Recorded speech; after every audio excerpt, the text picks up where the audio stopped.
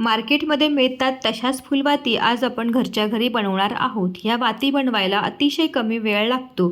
अवघ्या 5 मिनिटात ह्या वाती बनून तयार होतात। सगळ्यात आधी फुलवाती तयार करून घ्याव्यात आणि त्या तयार करताना अशा बसक्या बनवून घ्याव्यात, म्हणजे त्या मोल्डमध्ये ठेवल्यानंतर हलणार नाहीत।